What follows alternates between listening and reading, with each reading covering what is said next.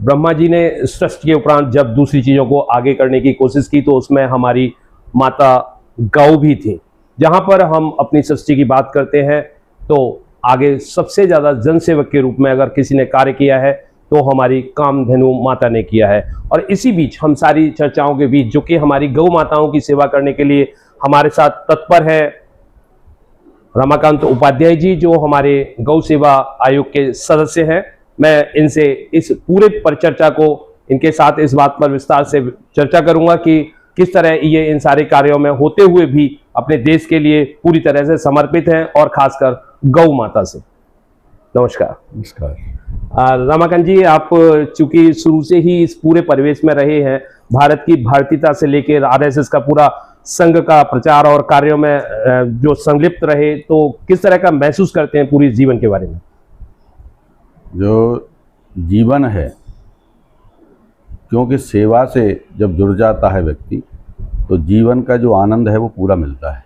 बिल्कुल। और वो आनंद मुझे भी पूरा मिल रहा है, क्योंकि गौ माता को ये कहा जाता है कि ये 33 कोटि देवता इसमें वास करते हैं, माने सारे देवताओं का वास इस गौ माता में है।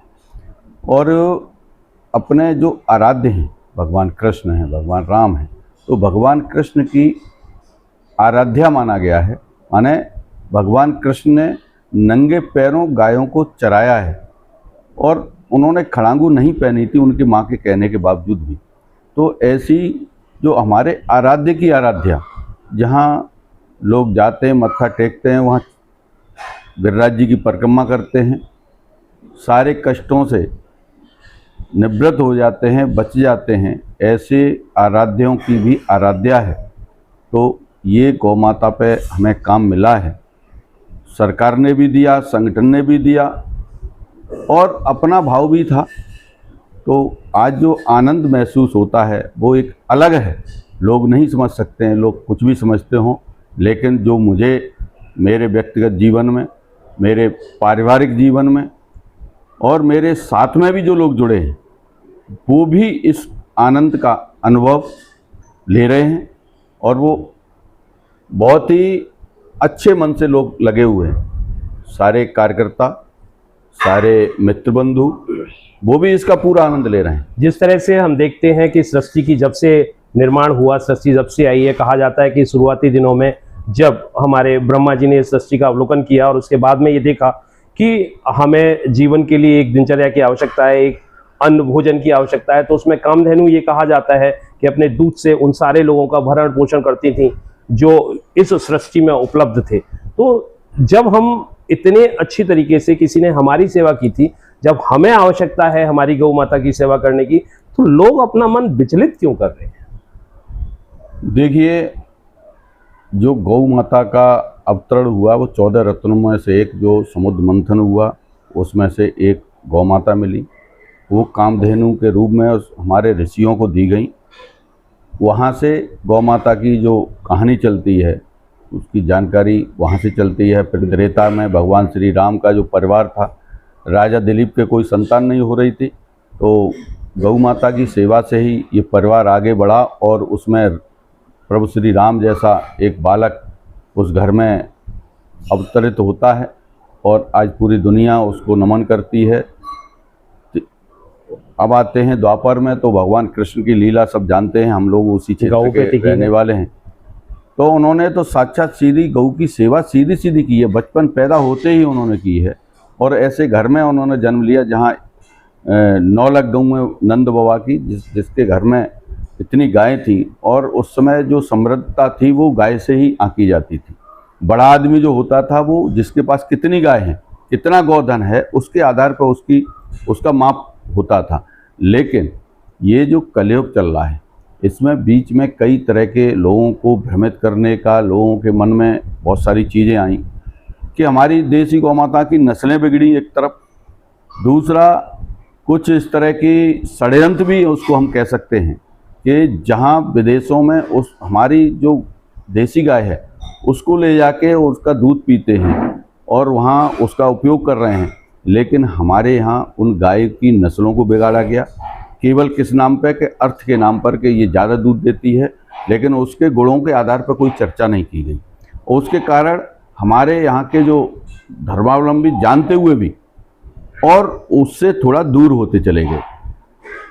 हुआ क्या, उसका दुष्परिणाम क्या हुए कि बीमारियां बढ़ी, गाय छूटी, तो वो जो गाय माता जो उसका पुण्य प्रताप जो हमें मिलता था, वो पुण्य प्रताप कहीं हमसे दूर हुआ, विचलित हुआ। तो पूरे देश के अंदर आप देखेंगे कि जब से लोगों ने गाय माता छोड़ी, किसानों ने गौ माता छोड़ी, तो पैसा होने के बावजूद भी कष्ट और दुख जो है बढ़े।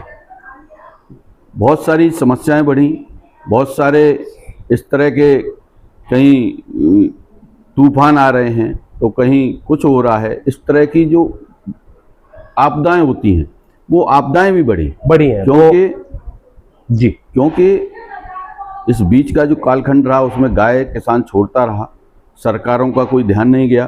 तो उन सरकारों के समय में जो हमारे विधर्मी लोग थे, उन्होंने उसको भोजन के रूप में उसको काटना, उसके साथ ये करना शुरू किया, और उसके परिणाम स्वरूप आज इस तरह की स्थिति हो गई कि किसान कितना ही अच्छा काम करता है लेकिन वो फिर भी दुखी है। हम लोग भी कहीं ना कहीं विचलित हो जाते हैं, तो उसका कारण वो ये दुख है। विश्व कल्याण की जब भी बात आती है तो गाय माता का साथ हमारा और दधीच जी के साथ में एक बहुत सहयोग माना जाता है कि जब भी विश्व कल्याण की बात थी और ये कहा गया कि हमें गौ माता की आवश्यकता है, तो हमारी कार्तिकेय ने आके ये सारे कार्य को किया है। लेकिन अभी भी आप देखिए, जब भी किसी का देहांत होता है, कोई स्वर्गवासी होने के निकट होता है, तो हमारे भारतीय सभ्यता के अनुसार उसका गौदान किया जाता है। ये आज भी बेहतर माना जाता है, लेकिन फिर भी उस समय माता पिताओं की सेवा करने के उपरांत जिस तरह से हम गौदान कर रहे हैं, लेकिन कायदे से देखा जाए तो हम गौ का उतना अनुसरण करते हुए उनको इतना आदर्श रूप में नहीं स्वीकृत कर पा रहे हैं जिस तरह से लोग हैं। क्योंकि आज जो चीजें जा रही हैं वो सारी ही चीजें धन के ऐश्वर्य के रूप में देखी जा रही हैं, तो शायद गाय इस रूप में कम विचलित की जाती है, प्रचलित की जाती है। लेकिन ये माना जा रहा है कि अगर हम सही से ध्यान करें, सही से देखें, जैसे ये कहा जाता था कि जब रामचंद्र जी यहाँ पे आए तो वो विमान से आए, और इसी तरह कामधेनु का नाम माना जाता है कि वो विश्व कल्याण के लिए इतना दूध दे सकती थी जितना कि शायद आज की गाय कभी दे नहीं सकती हैं। तो सही से मुझे लगता है ऐसी आवश्यकता है जो इस पे कार्य करने की जरूरत है, ना कि इनको एक तरह से त्याग करने की। तो इसमें कार्य करने के लिए आप किस तरह से सहयोग कर रहे हैं, कैसे सरकारें काम कर रही हैं? देखिए, इसको सर्वदेवमयी गौ माता कहा गया है, इसको गावो विश्वस्य मातरः कहा गया है। ये विश्व की माता है, क्योंकि ये जो लोग इसकी सेवा कर रहे हैं उसमें एक छोटा सा पार्ट मेरा भी है कि मैं गाय की सेवा कर रहा हूँ। जितनी सेवा नहीं कर रहा हूँ उससे कहीं ज़्यादा सब कुछ गाय माता की कृपा से ये हमारे पास आ रहा है। हम समझ ही नहीं पाते हैं, माने हमारी नहीं, जो भी गौ भक्त हैं, जो गाय की सेवा कर रहे हैं, मन से कर रहे हैं, तन मन धन लगा रहे हैं, उनको यही नहीं पता है कि हमारी व्यवस्थाएं कैसे सुचारू रूप से चल रही हैं। किसी को पता ही नहीं चलता है। ये गौ माता की एक शक्ति है, और एक उदाहरण नहीं है, इसके हजारों उदाहरण हैं।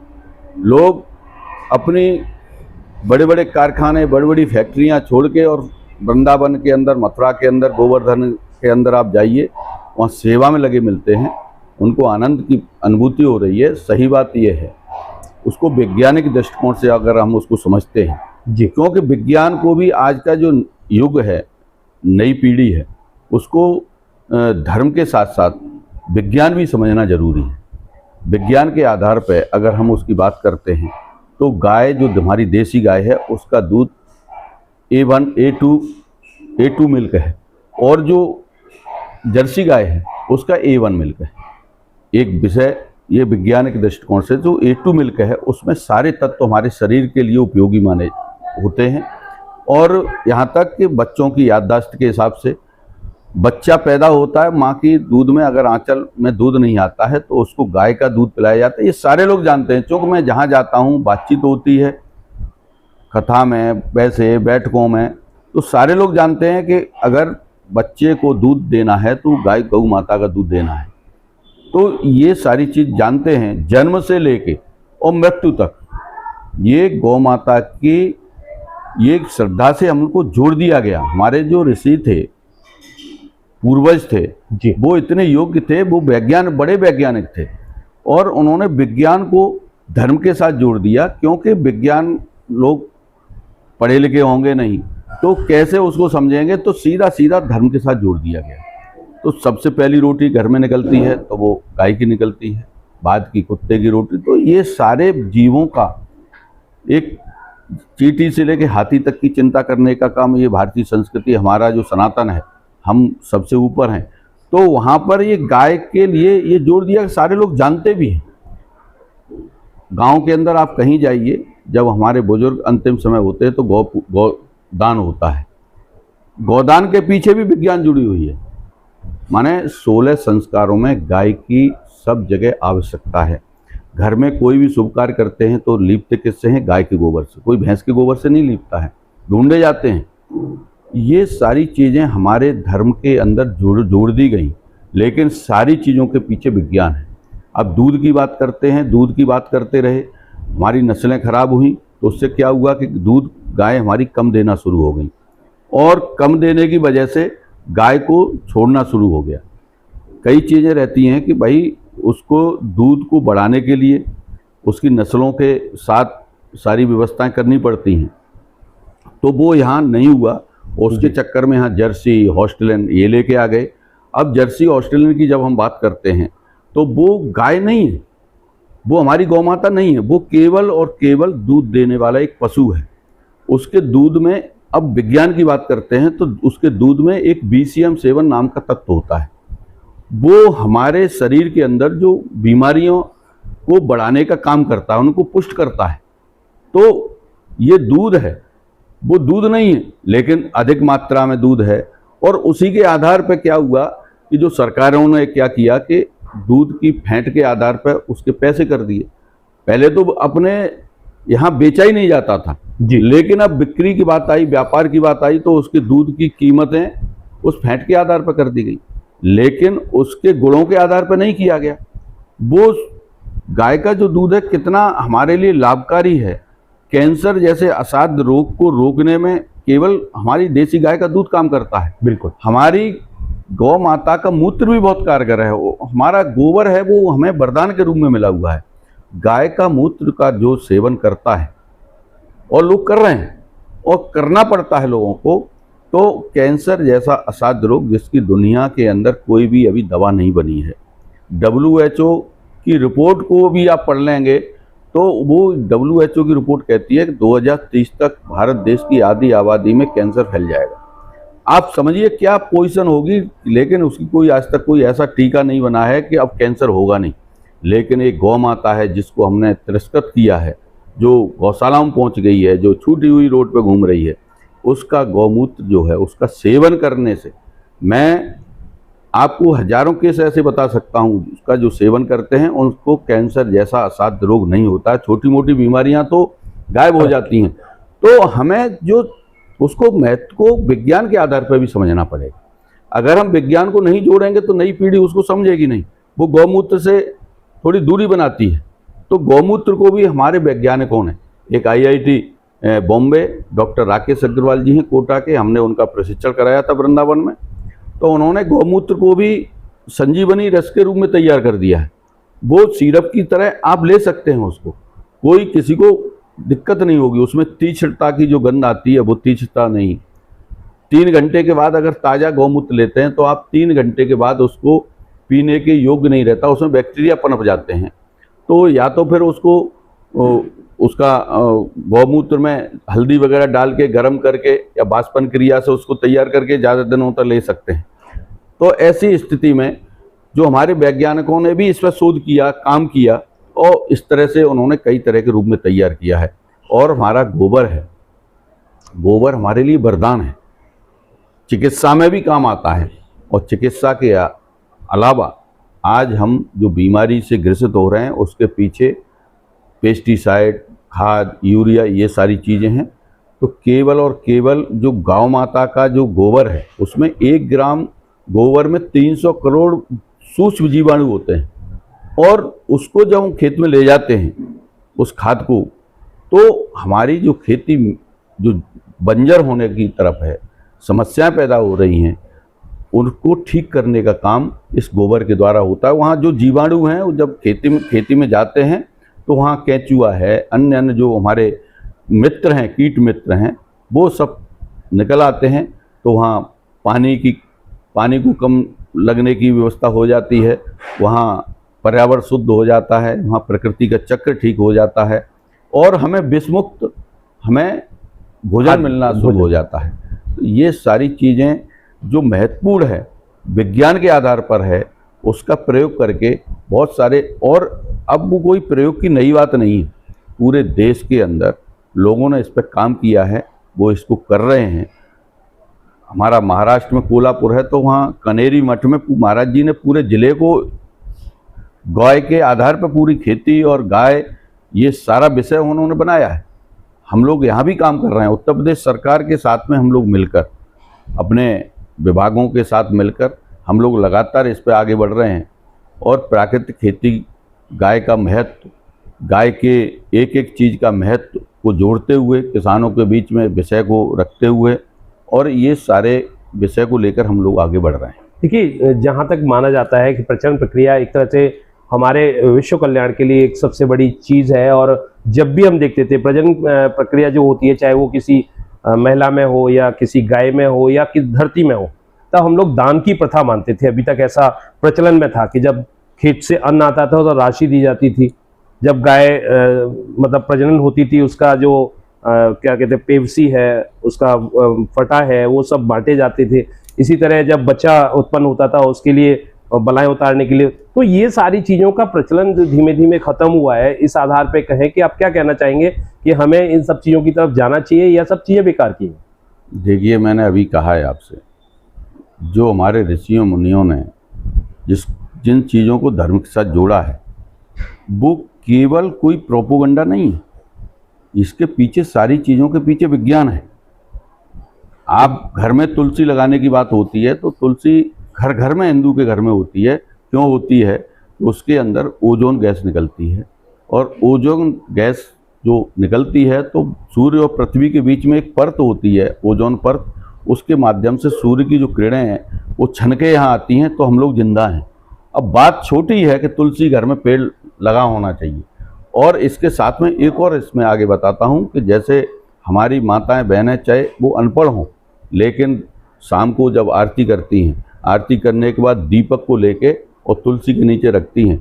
जितनी देर तुलसी के नीचे दीपक जलता है तो पुनः वो तुलसी का पेड़ ओजोन गैस छोड़ता है। अब आप सोचिए कितनी बारीकी तक हमारे पूर्वजों ने उसकी रिसर्च की है, वो अपने शरीर पर रिसर्च की है। पीपल का पेड़ काटेंगे नहीं, क्यों नहीं काटेंगे? कोरोना काल के अंदर ये लोगों को समझ में आ गया, 24 घंटे पीपल ऑक्सीजन देता है। आप समझिए, छोटी छोटी बातें हैं। ऐसे ही गाय को जब हमारे पूर्वज, हमारे बुजुर्ग जब अंतिम समय होता है उनका, और बीमारियों से ग्रसित होते हैं, कष्ट में होते हैं, पीड़ा में होते हैं, उस समय ये गाय को उनके पास ले आया जाता है, उनको पूंछ पकड़ाई जाती है।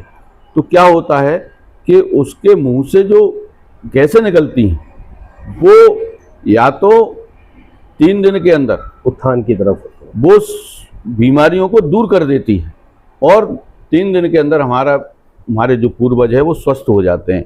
अन्यथा की स्थिति में अगर ज़्यादा डैमेज स्थिति है तो वो 3 दिन के अंदर वो चले जाते हैं। अब इसको कोई कहेगा प्रोपोगंडा, पूरे देश के अंदर ये सिद्ध हो चुका है, और पहले से तो हमारा सब सिद्ध है ही, लेकिन आज भी गाय की सेवा करने वाला, उसके ऊपर जो आपत्ति विपत्ति आती हैं वो छोटी हो जाती हैं। कई तरह के उदाहरण हैं, अभी मैं उदाहरण बताना शुरू करूंगा तो बहुत लंबा हो जाएगा, लंबी लिस्ट हो जाए। तो इसलिए ये श्रद्धा के साथ हमारे ऋषियों ने जोड़ दिया था, लेकिन हर एक उसमें विषय में ये विज्ञान जुड़ी हुई है, तो हमको इसमें कतई सोचने की ज़रूरत नहीं है। हम गाय की सेवा करते हैं, तो हमें, जब हम गाय के पास जाते हैं, उसको एक रोटी खिलाते हैं, तो उसकी जो गैस मिलती है वो हमें लाभकारी होती है। हम गाय के पास जाते हैं तो हम उसके नज़दीक में होते हैं, तो वहाँ उसका गाय का जो ऑरा होता है, उसके अंदर कई तरह की ऐसी चीज़ें हैं कि उसके शरीर पर जब हाथ फेरते हैं तो आपकी जो ब्लड प्रेशर है वो ठीक हो जाता है। ऊपर से नीचे फेरते हैं तो हाई ब्लड प्रेशर ठीक होता है, नीचे से ऊपर करते हैं लो ब्लड रहेगा। देखिए, आज की जो सरकारें हैं काम कर रही हैं, मैं मानता हूं, लेकिन चूंकि आज राष्ट्रीय महिला दिवस भी है, 8 मार्च है, तो मैंने एक नॉर्मल देखा है, आपने भी देखा होगा कि किसी भी शहर को अगर स्वच्छ रखना है तो हमें इस बात का ध्यान रखना पड़ेगा कि हमारे सुलभ शौचालय जो हैं वो किस स्थिति में और कहाँ पर हैं। तो सबसे पहले तो ये बात है कि ये सही से तार्किक तरीके से रखे नहीं जा रहे हैं। अब जहाँ पे हम, चूंकि आज मैंने बताया कि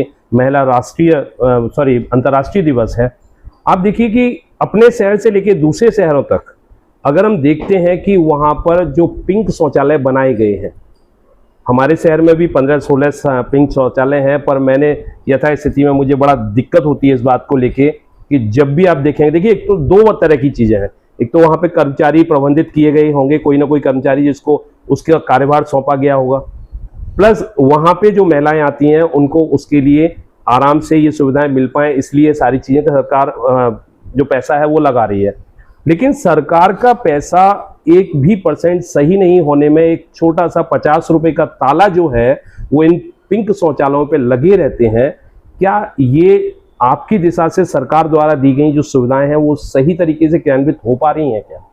ऐसा है कि मैं यहाँ तो गया नहीं हूँ, लेकिन अन्य शहरों में जब जाते हैं तो वहाँ इनके ठेके उठते हैं जी, और वहाँ जो उसका कुछ न कुछ शुल्क लेते हैं, जहाँ शुल्क लेते हैं वहाँ बैठे रहते हैं लोग, उसकी सफाई रखते हैं, वो तो अच्छा मिलता है।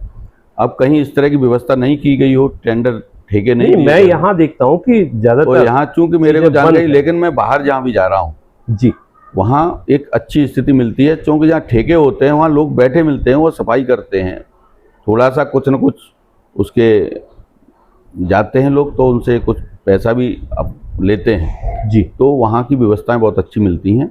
कहीं कहीं जो व्यवस्थापन है वो कहीं गड़बड़ होगा तो ये समस्या आपने देखी होगी, लेकिन सरकार की तरफ से ये मैंने तो वो भी दिन देखे हैं, वो भी दिन देखे हैं कि आप किसी भी शौचालय के पास नहीं जा सकते थे, ऐसी स्थितियां देखी हमने।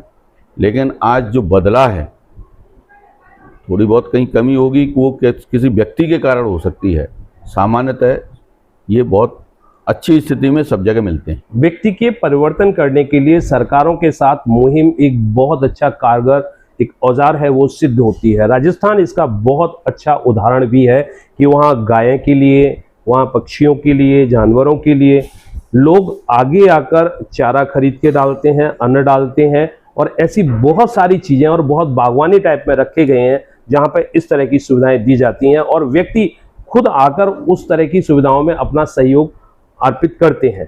क्या हमें नहीं लगता कि हमें एक ऐसी सामाजिकता स्थापित करनी चाहिए जो वहाँ का एक उदाहरण है उसे पूरे देश की तरफ ले जाए? ऐसा है कि गुजरात है, राजस्थान है, MP है, यहाँ जो मंदिर हैं, समाजसेवी लोग हैं, उन गौशालाओं को चलाते हैं, वहाँ व्यवस्थाएं देखते हैं। मंदिरों के साथ बहुत सारा पैसा आता है वहाँ, वो तो हम लोगों का, सरकार का भी ये आह्वान है कि मंदिर जो ट्रस्ट हैं वो गौशालाएं लें, गौशालाएं अपने पास खोलें। जब लोग जाते हैं हज़ारों की संख्या में, अब यहीं पे देख लीजिए, आप सिकोबाद बालाजी पे देख लीजिए, हमने उनसे कहा भी है कि इतना पैसा भी आता है, सरकार भी दे रही है, तो कहीं न कहीं जब इस तरह की व्यवस्थाएं होती हैं, जहाँ लोग जाते हैं वहाँ एक व्यवस्था हो जाती है। तो मैं तो इधर सब जगह गया हूँ, तो वहाँ व्यवस्था रहती है हरे चारे की, लोग 20 रुपये 10 रुपये खर्च करते हैं। पहले यहाँ गांधी पार्क में जो गौशाला चलती थी वहाँ ये व्यवस्था चलती थी, वहाँ लोग जो है कुछ इस तरह की चीज़ें रखते थे, लोग अपने हाथ से खिलाते थे। तो ये व्यवस्थाएं नहीं हुई हैं, उसके पीछे कारण ये है कि जब समाज से भी लोग उसमें नहीं जुड़ेंगे, जब तक अभी भी पूरी सरकार ये आह्वान कर रही है, हम भी आह्वान कर रहे हैं, कोई भी समाज सेवी, कोई भी संत, कोई भी ट्रस्ट, अच्छे लोग हैं, वो गौशालाओं को अपने हैंडओवर लें। और जब समाज जुड़ता है, यहाँ ज़िले में भी कई संस्थाएं काम कर रही हैं, जैसे यहाँ डबरई पे एक गौशाला चलती है, वहाँ के समाज सेवी कार्यकर्ता हैं फिरोजाबाद के, वो उस पर सेवा करते हैं, रोज़ जाके सेवा करते हैं। हमारे कुछ कार्यकर्ता यहाँ जाने लगे हैं, निगम की गौशाला में, कोई सांती में जाते हैं। तो ऐसे जहाँ जहाँ कार्यकर्ता जुड़ जाते हैं और समाज सेवी लोग जुड़ जाते हैं, वहाँ की सारी व्यवस्थाएं ठीक हो जाती हैं। वहाँ जब 4 लोग सेवा करते हैं तो आगे अन्य लोग तो अपने आप जुड़ते चले जाते हैं। तो मैं भी ये आपके चैनल के माध्यम से आह्वान करना चाहता हूँ, जो अच्छे लोग हैं ये सरकारी गौशालाओं को अपने ट्रस्ट पे, अपने एनजीओ पे ले सकते हैं। वो कर हम लोग उनको दिलवा देंगे, वो सेवा करें। सरकार भी 50 रुपये दे रही है और कुछ समाज से करके और बहुत अच्छी गौशालाएँ चल सकती हैं। और कई जगह इस तरह के उदाहरण हैं, हम लोग जा रहे हैं, कुछ लोगों ने इस पर काम किया है तो बहुत अच्छी गौशालाएँ हुई हैं। हरे चारे की व्यवस्था है, वहाँ लोग जुड़े हैं, कुछ कम होता है तो अपने जेब से भी लगा देते हैं। तो ऐसे करके बहुत अच्छी व्यवस्थाएं हो रही हैं। और जहाँ मैं तो आह्वान कर रहा हूँ पूरे प्रदेश के अंदर जो कोई लोग गौशालाएँ लेना चाहते हैं वो आगे आएँ। मठ मंदिर संत हमारे सब आगे आएँ। हमारे माननीय मुख्यमंत्री जी ने इसका आह्वान किया है और हम लोगों को निर्देश किया है कि आप ऐसी जो गौशालाएँ हैं समाज सेवियों को, संघ के, विश्व हिंदू परिषद के कार्यकर्ताओं को, जो भी अच्छे लोग हैं लेना चाहते हैं वो लें। मतलब आपका कहना ये है कि जो भी व्यक्ति गौ माता की सेवा करना चाहता है, सरकार उसके साथ तत्परता से आगे हाथ मिला के बढ़ के और उनका साथ देने के लिए तैयार रहती है। मैं कुलदीप शुक्ला, INA 24/7 न्यूज से अभी रमाकांत उपाध्याय जी के साथ मैं गौ सेवा जो आयोग है उसको लेके जो सदस्य हैं उन पर बात कर रहा था।